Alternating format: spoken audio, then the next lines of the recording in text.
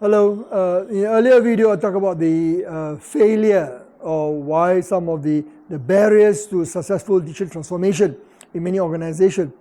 Today, I'm going to talk about what is the culture, how can you drive success? So what can you do to ensure a successful digital driven? Number one, always remember the PPT mantra. The PPT is not PowerPoint. PPT here refers to process, the people over process and technology mantra, philosophy.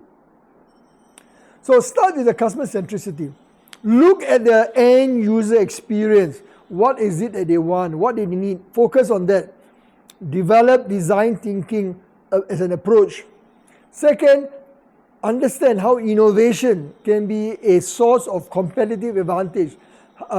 Understand innovation practices. What are the ingredients of successful business innovation? What are the technology that you can bring in to develop business-centered innovation? Then data-driven decision making. Look at AI, look at machine learning, look at how big data you can drive in. You can leverage the big data, bring them into your organization, and understand what does it mean.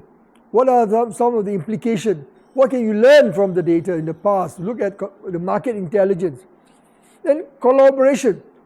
You cannot work alone. There's no such thing as the silo mentality, the structure. So a lot of organizations, unfortunately, still have the old structure where you have a restriction or inadvertently restrict people from working together. And sometimes the leader themselves who have conflict, who has the political game they play to protect their turf. So that has to go. So collaboration is very important in the customer centricity, digital-driven organizational culture.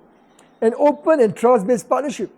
So you need to work with individuals within the organization, the leader themselves, with the team, and of course you need to work with other partners, external stakeholders, together to be able to develop the open trust. And of course, the disruptive mentality. We call it the disruptive digital mindset, disruptive mentality. You need to challenge a mental model to be able to come up with what we call the innovative solution using cognitive readiness, critical thinking skills.